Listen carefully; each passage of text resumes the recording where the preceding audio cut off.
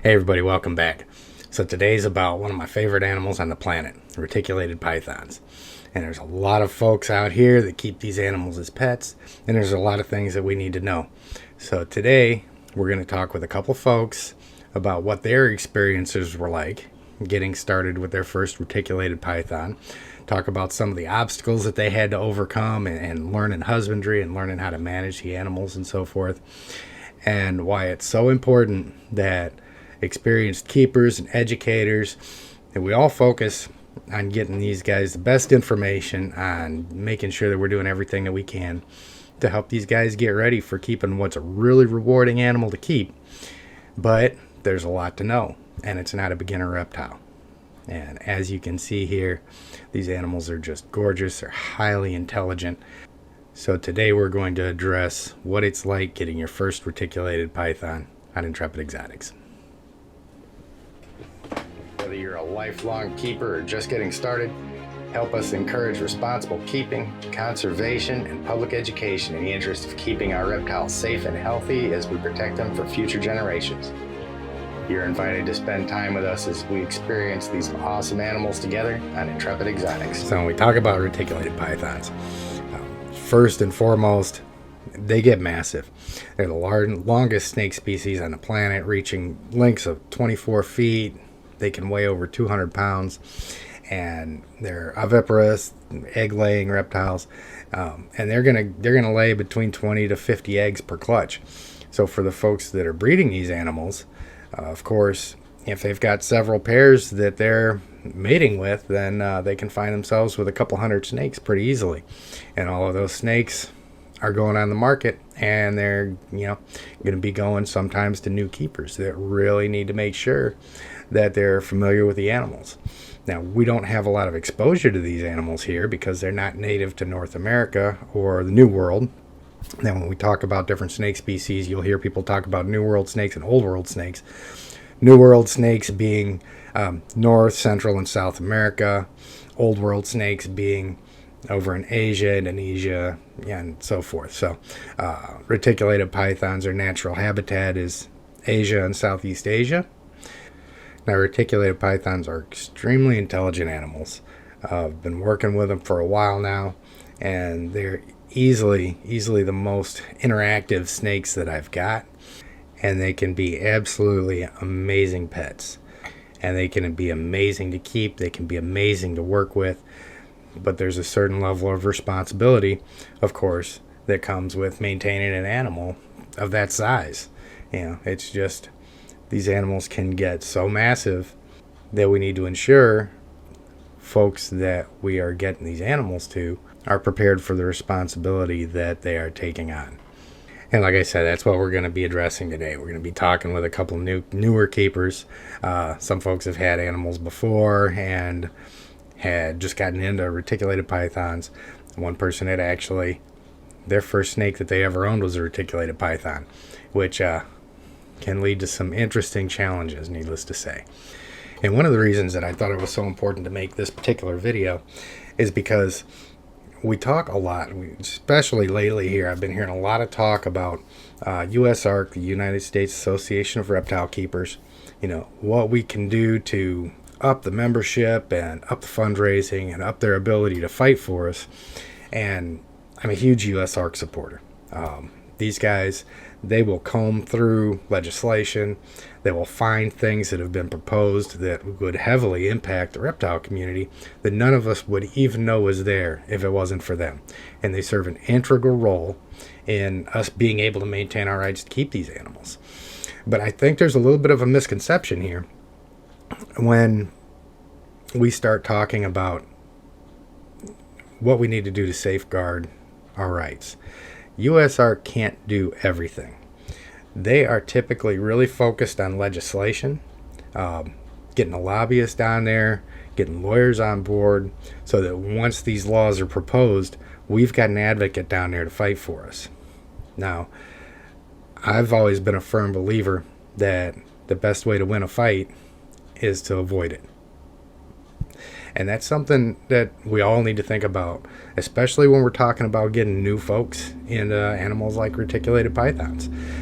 It's our responsibility as a community for folks that, you know, have these animals, that display them, that breed them, that sell them, that talk about how awesome these animals are to have and get people so motivated and so interested in them.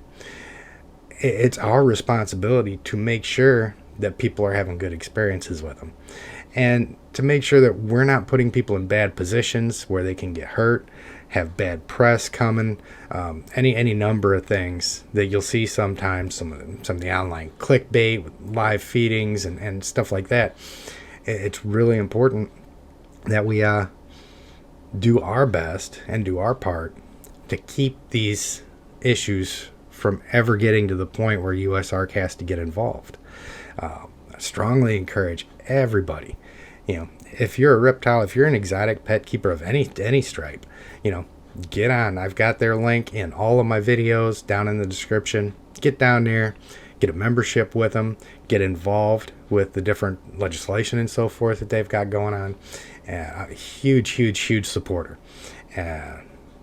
But that being said, it's our responsibility to keep these things from going that far.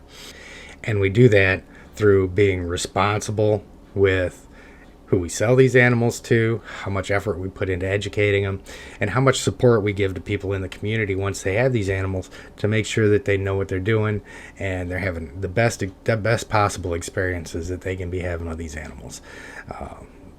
The more effort we put into making it a positive for everybody and getting more people involved and growing the community and so forth, the more people that we're going to be responsible for educating and making sure that everything is going smoothly for them. Now, the following discussions that we're going into, I talked with Xavier for probably 45 minutes, and I think Allie and I were talking for about 35 minutes. So I'm going to condense those a little bit. We're going to kind of hit the main points on that in order to avoid this being a 2.5 hour long video. But I think it really goes a long ways towards showing what some folks experience in their whole journey of coming up with these animals and learning about them and getting themselves comfortable with them. So when we're talking about all of the different things that we go over with feeding and tap training and best practices and so forth, all of this stuff is geared towards newer keepers and folks that may have kept other animals before and are moving into larger snakes. And I don't think there's any better way to kind of evaluate how good we're doing at getting the right information out than to talk with folks that are dependent on that information to get them started. So I've got a gentleman that I've been talking with for a little while. I'm going to bring him on right now. His name is Xavier. And how you doing, man? Doing good, thank you. Thank you for bringing me in. Good to see you. Good to see you. So kind of go into just a little bit of background about, if you would, about what animals you've got prior to getting a retic and kind of what drew your interest towards getting a bigger snake. Well, at first, I wanted a snake that would be like manageable for one person. So I was thinking a ball python would be perfect. I looked into corn snakes a lot, but something just didn't really like get my attentions as a ball python did, and Right. that's thanks to the blue eye Lucy. He's 3 years old, and after getting him, you kind of get the bug of like, I like this, Right. and I want to keep more reptiles. Soon after that, I rescued a calico spider from a bad situation. But once you keep a couple snakes, you soon realize that unless you get the snake that's the size that you wanted from the beginning, you're going to keep looking for the right size snake all the time. So I started looking into Burmese pythons because I had the opportunity to meet a great person, great guy, Scott. He had unfortunately he has to like move back to his hometown in Florida, Mm-hmm. and since they're illegal back there, he didn't have the opportunity to bring it back with him. So he offered if I would be able to take care of his baby, Right. and I jumped at the opportunity. And that was a retic though, not a Burmese, right? Yes, the Yeah. retic. Yeah. That's what made me. That was kind of like a little bit of an impulsive decision because Right. I had done some research on reticulated pythons, but not as intensive as I did with the Burmese pythons. As soon as I got home, it was just research Right. and forums. And um, the day I got her, it was a Saturday morning, and it was feeding day. I was told that it was better for me to just let her acclimate to the new environment and to give her at least 48 to 24 hours, 24 hours to 48 hours. Right. And then the very next day, I bought was a large rat. He said, "Oh, she's good with mostly everything. She shouldn't have a problem. She has a very strong feeding response, like all reticulated pythons." Right. And at this point in time, I was feeding my ball python, Ragnar, live, but because he's on small medium, he Right. didn't have much of a problem with that. So my lapse of judgment was the bigger the rat is, the more defensive it's gonna be, and I just kind of came in, grabbed the rat, and put it in her enclosure, and she attacked it right away. And I was like, this was a lot different from my ball pythons because they don't just right away. It's very my Ragnar, the blue eye Lucy is very a shy eater, Right. so it takes him a little bit. So I had to like leave him for 5 minutes, come back and check. 5 minutes, come back and check, and then sometimes between that time, he's able to eat. But the Right. reticulated python was just the moment I opened the food latch, she just went for it. Right. Um, I thought that was good, so I left it for a couple minutes, and once I was looking inside the enclosure and she turns around, I noticed that the rat kind of like sinked his teeth in the right eye, like on top of the right eye. That's where I began to getting pretty worried. I knew that I had to do the iodine bath, but because I knew I'm a new retic owner. I Right. just went straight to the group for the Facebook group. Thank God for that. Um, and I just laid out all my questions, all the things that I wasn't sure of, Right. because I knew that that was my first mistake. Was that I should have double checked what would be the feeding. I looked at all the handling and all the because it's a big snake and then they're pretty defensive sometimes. Right. But the feeding kind of just escaped my mind, Right. and I received a lot of helpful tips from the post. They were just like some of them were very sarcastic answers, like, "Oh, you don't feed them Yeah, they can be. live." Yeah, but I was ready for that. Yeah, I knew it was a big part, a big mistake on my part, kind of lapse of judgment. Um, and thankfully, you reached out to me and you asked me a couple questions on how I was doing and how I was handling her, and right, just told me basically more or less what I should do. She should be in transition to pre-kill. Well, not transition because she's still gonna eat it regardless. She's just gonna go for it. All right. But I'm switching her to pre-kill. Um, all my questions, you were really helpful with all my questions. I was able to just calm down and just do the iodine bath, if I'm Right. correct, and just let her rest for like a week, and then you went the extra mile when you told me that I was able to give you a FaceTime call for me on the first time that I was handling her because the first interactions are very important, and Yeah. just starting with a positive view of the snake and the snake of you. And just to point out too, she's doing really good from what I can see, man. The couple videos that I'd seen that you'd sent over, man, it looks like she's doing really awesome. New environment and so forth can always be tricky with them, but this looks like it was a pretty recent one too, and she's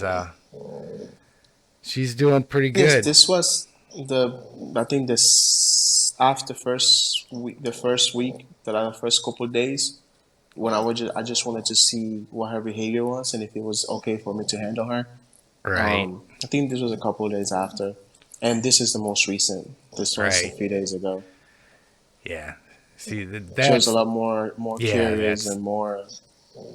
yeah, that's a really good natural retic behavior right there. They've just got that curious way about them and so forth. And you're really lucky, from what I can tell. Having that transition over to a new environment, and then having a little bit of an episode with feeding that next day. I mean, she looks like she's recovered from it really well. Because I'll put up that one video here of handling, and that should be this one right here. And she doesn't look stressed out in the least working with her. She's just doing regular retic stuff, and it looks like you're doing a really good job of helping her settle in. And how long was you looking around for information? Because I know what happens with a lot of folks, and I think to some degree I went through something similar. I know a bunch of other people that have too, where it's kind of a sink or swim thing because you don't know what you don't know. Yeah, exactly. Yeah, and an opportunity may come available to, get a retic or a berm or something like that, and you're like, oh yeah, let's do this. And then all of a sudden, people start doing research, and we've just got to be so careful about weighing everything that we see against itself, and kind of coming to that consensus about it, to help us do the right things with them moving forward, especially when we first get them, because that's the most important times. Like, how much time did you have from the time the opportunity came available to get her before you started doing research and so forth?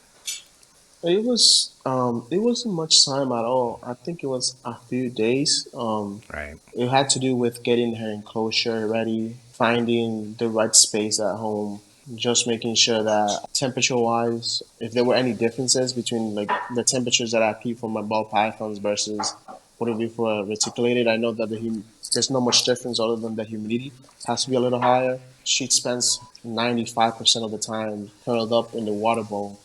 So Yep. I think the humidity shouldn't be a problem. She just recently got upgraded to a much bigger water dish, and her whole body fits, and it's more like an intermediate size until Right. she reaches plus 10 feet. At that point, then I'll switch her to a permanent enclosure. Yeah, and that's something too. As they get bigger, and this is something that I found with mine.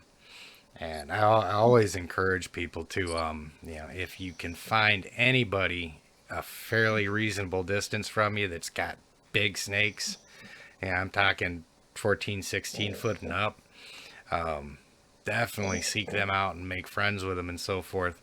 Make sure they're responsible. Make sure that they know what they're doing. You're not getting tied up with a Yahoo or nothing like that.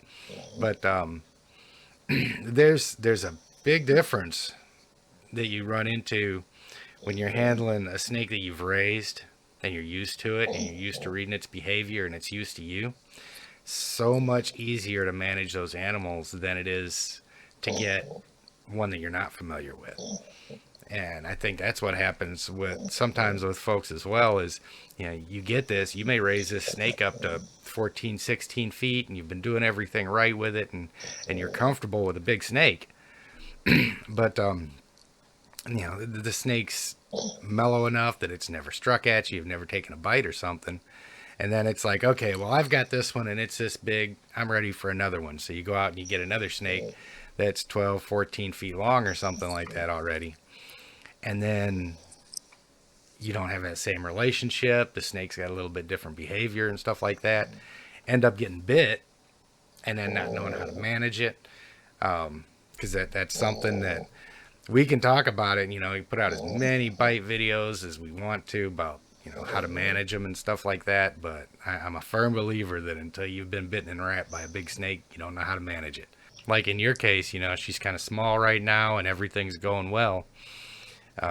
Really good time, like I said, to just seek out any experience you can get working with bigger snakes. And one thing that's really important too is to not just have a second person there, but have a second person there who knows what to do, already instinctively, if something happens. Because, Um, everybody's seen the video going around of the lady that had the retic in the big fish tank and it came out and it got her arm and wrapped her up and so forth.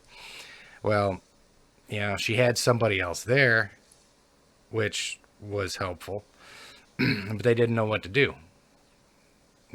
So she's trying to manage the snake and trying to show him what to do while that bite's going on. And so we've really got to be conscious too of the folks that we have with us when we're handling. You know, they need to be involved in the conversation with us, and absolutely need to know. Okay, if you get bit, you're going to be controlling the head. I need to get in there and start unwrapping the snake from the tail, or I need to go ahead and run over and grab the Listerine really quick. See if we can get it to release, or do Garrett's trick of the corn cob on the tail. yeah, just bite the tail. Yeah, Usually don't that's my bite it off. that was my go-to. Just do the corn on the cob and do Okay. that. But the bug cut and the Listerine seems more.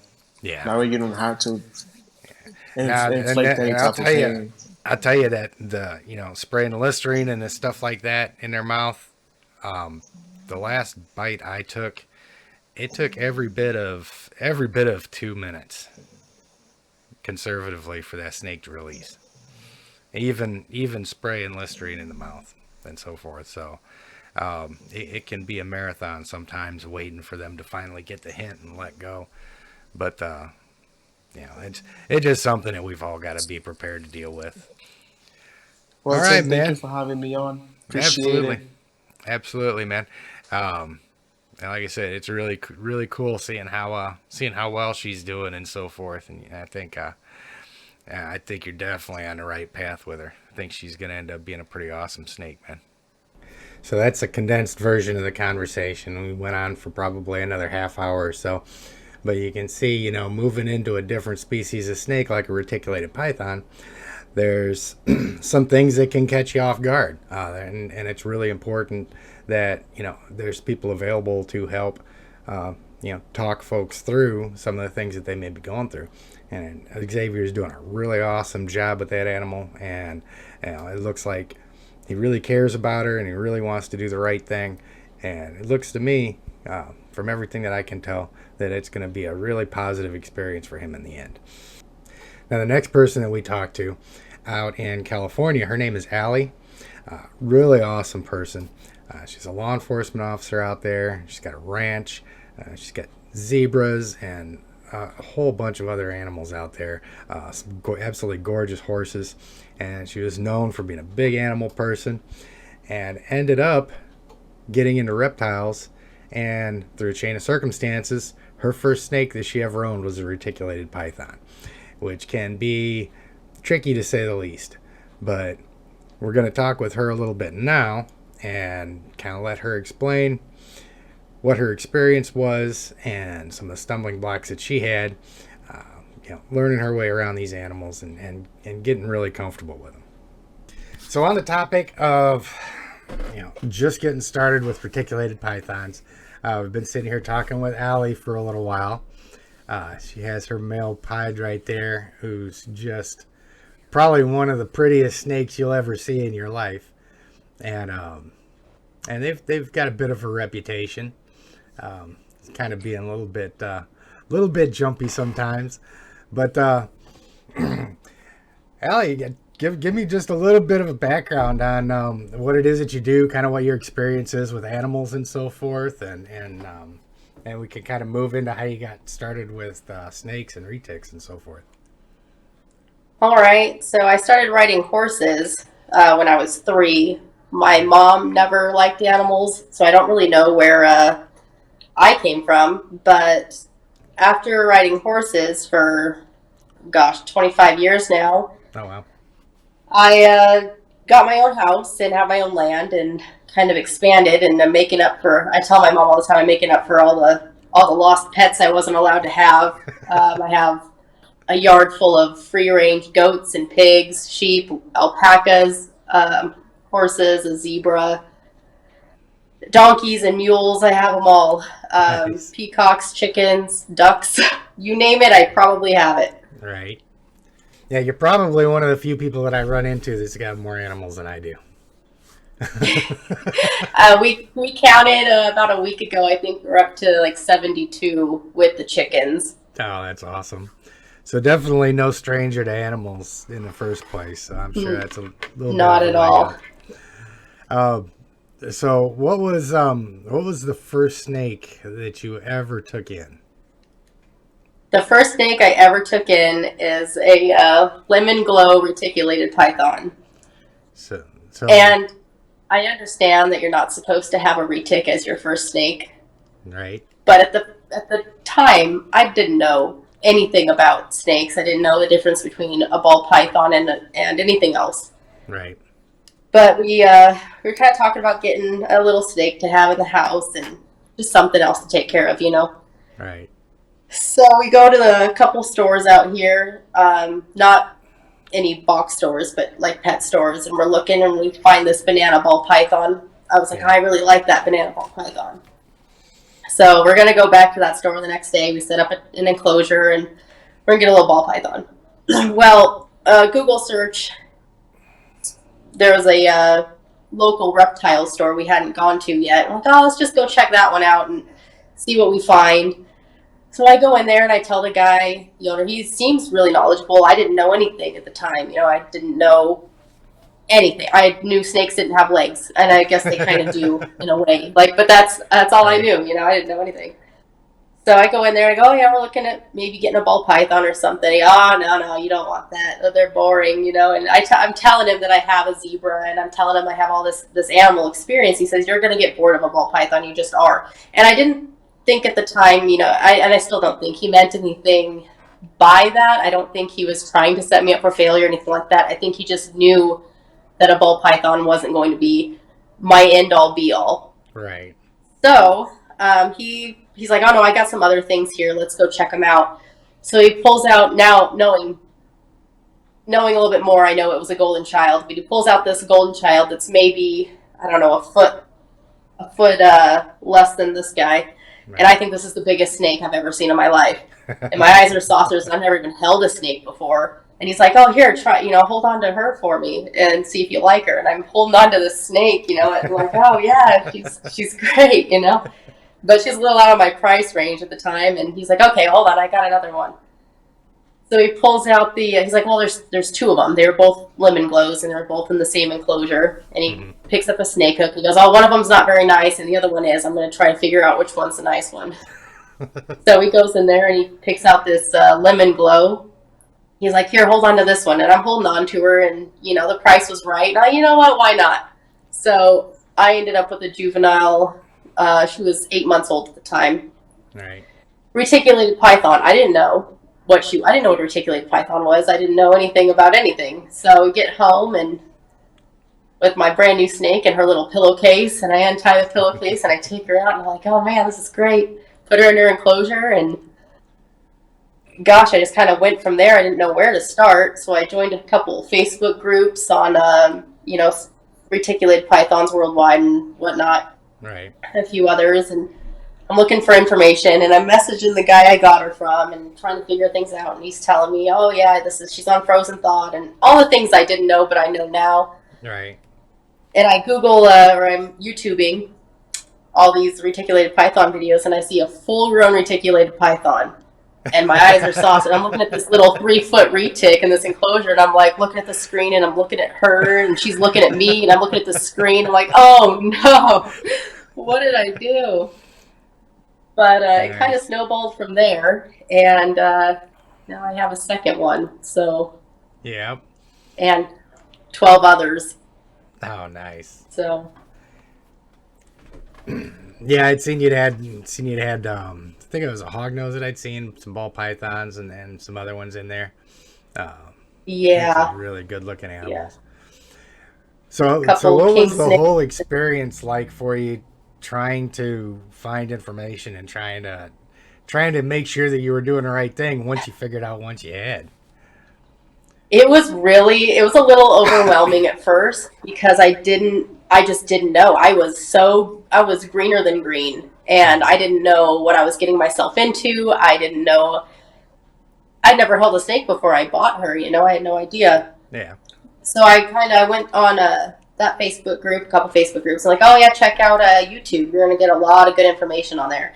And I'm telling you, I spent every waking moment watching Clint's Reptiles. I watched Nerd. I watched anything and everything that popped up. Wiccan's Wicked Reptiles, all of them. And I just sat there and binge watched every single one, every single video I could find on Reticulated Python. Right. And I kind of had to use judgment to weed through what I liked and what I didn't like, and what was good information and what was bad information, because there's just as much bad information out there as there is good information. Right. And you gotta kind of go from there. And you know what my saying is? Because most all of these reptiles that I have been given to me. I have a blue-eyed Lucy that was given to me. Oh wow. Because the owner just didn't know how to take care of them, and I'm like, Google is free. You guys can you can Right.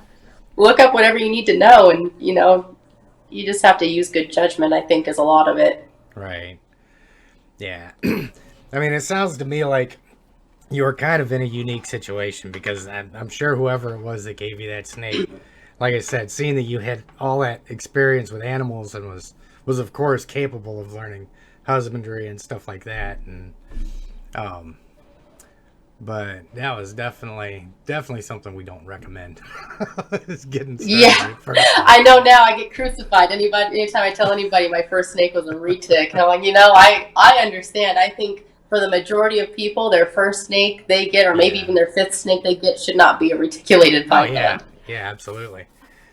Yeah, I mean, it seemed, like I said, I certainly hope he doesn't do that to too many people, because you, like I said, with the experience you've already got, you're clearly able to transition into it and everything, but that could get a lot of people in a lot of trouble.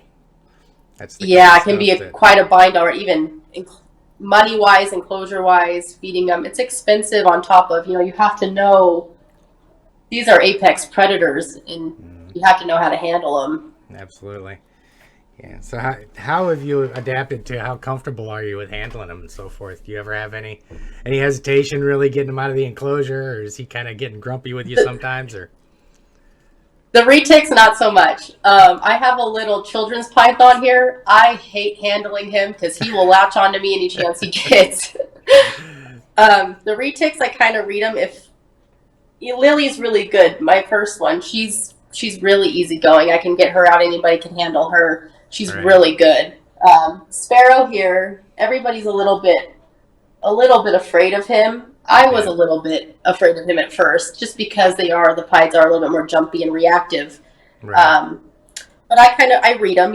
If they're in their hide all balled up, I don't pull them out. If they're out, I pull them out. But I read them too. If I go in there and they kind of puff up and hiss, he never has. But if they do, I have a couple that will. I just leave them alone. It's not really worth it. So let's see Lily. This is the first snake you ever own. The first snake I ever really held. Oh, look at her. That's the very first. She's about the same size as Pharaoh. Very first one. That's awesome. So I don't recommend your first snake being a reticulated python, especially not a mainland. I know that the dwarf retics are a hot topic right now, but they still get quite large. Mm-hmm. They don't stay small. I mean, even she's small right now, and she's a pretty good sized snake, especially for somebody who's never been around them or anything. But I don't recommend getting a retic as your first snake, but I also know that there's people out there who are going to do it anyway. Right. And if you're going to be one of those people who you know what a retic is, and just know what you're getting into, make sure you have adequate housing, and know that you're be friends with a rancher, because you're going to go through small livestock. They're going to eat piglets and goats and whatnot, rabbits. And just do your research. I mean, it's not rocket science. These animals are incredibly intelligent, but you're going to have to be a little bit smarter than the next guy, because they'll outsmart you. Right. And they can hurt you. They can do a lot of damage. Mm-hmm. Yeah, I think. Especially when they're full grown. Right. Yeah, taken some bites from some big ones before. That was pretty painful. Not fun. They were not fun at all. But it's such a double-edged sword with retics, because when you put forth the effort to learn about them and so forth and start working with them, they can be one of the easiest snakes in the world to work with. And just Yes. It's so much easier to work with my retics than it is with my hognose, because my hognose wants to kill me every time I go in there. Mine too. I thought mine was just a murder machine. No. He's so evil. No, mine's Charles Manson incarnated, because then I open up the enclosure. Yeah, you're not kidding. Yeah. She hoods I was like, up your hognose plane's dead. Mine wants to throw hands. Yeah. So it's really cool, because even this, I think the longer you work with them too, after you've had them for a couple of years, they really get to know you and they get to trust you, and everything's just so easy with them. But that's it. I would not recommend just letting them sit. I know they don't really care for being handled, but I mean, if you don't handle them at all, you're eventually going to have to handle that 16-foot snake, and I'd rather have a relationship already built with one that's 6 or 7 feet rather than one that's 18, 20 feet long. Yeah. And try to work that around that. That doesn't sound fun to me. No. And get one from a reputable breeder if you're going to get one. Don't just go to Joe Blow, who has them in his basement, and buy one. Right. Yeah, there's a lot to be said for that. Yeah, folks, message me all the time talking about their 4 or 5 foot retic wanting to, snap at them. And I'm like, well, you got to start down. You got to start doing the right thing, because that's not going to get better unless you make it better. And like you said, it's a lot easier to manage a 5 foot snake that wants to bite you than a 16 footer that wants to bite you. By that point, people just really that's get exactly in trouble. it. So. Learn your snake. Learn snake body language. That's a big one. Just like working with the with the horses and even the zebra. I mean, the zebra is a whole different beast than a horse. Can't treat them like a horse, because they'll kill you. They know how to get you down, and they'll hold you down with their knees, and they don't let go. Really? When your natural predator's lions, you learn to adapt. No kidding. So body language is a big thing. But... Yeah, I bet they can probably fight a little bit better than a horse can. Yeah, I've seen him playing out there, and his play is kind of scary. I'm like, oh man, please don't ever. Oh, man. It can be hard. It can be really hard to find really good information out there. Luckily, I was steered in the direction of Clint's Reptiles and Nerd, and some other big channels, and right. I didn't go to Reptile Channel on there and good. get some bad information, but. Yeah. It's easy to find, and a lot of people will tell you, "Oh, switch containers to feed and feed live." I'm not. When she is 16 feet long, I'm not moving her to a different container and risking a feed response bite because there's a rat in the same room. No. They're so awesome. They have such big personalities. Mm-hmm. Never would have thought. You have people like, "Oh, snakes are the devil. It's a serpent." It's not like that at all. These things are derpy and rodent control. Okay, guys, so I hope that helped to shed just a little bit of light onto some of the experiences that the newer keepers may have. I know it's real easy for us that have been working with these animals for a little while to kind of get caught up in everything that we've got going on and forget that, there's people that see us that get excited about these animals, that get really interested, and they want to get involved, but they're also... specifically when we're talking about reticulated pythons, monitor lizards, and stuff like that, these are all things that people have got to be equipped to handle and to take care of. And we got to make sure that we're doing that. And, they see us, they get excited about them, they want to get them. And once they do, it's kind of our responsibility at that point to make sure that we're enabling these folks to be as successful as they can. That's how we're going to avoid a lot of the bad reptile laws. A lot of the bans that we may see coming down because of people having bad experiences with their animals and things like that, and just bad press in general. So, like I said, different perspective. Really wanted to share these guys' experiences because they've both been a lot of fun to talk to, and they've got some awesome animals. So don't forget, guys, if you've got any remarks, get down in the comments. Be sure to drop them down there. Like the video, get engaged, helps get it out to more people, and by all means, get subscribed to the channel. And we've got new stuff coming out all the time. So not as often as I would like, my schedule being what it is, but the job and taking care of the animals has got to come first. I get stuff out as I can, and I'll continue to do so. So like I said, guys, jump on board. There's a lot to come, and you guys have an outstanding week, and I'll see you next time on Intrepid Exotics.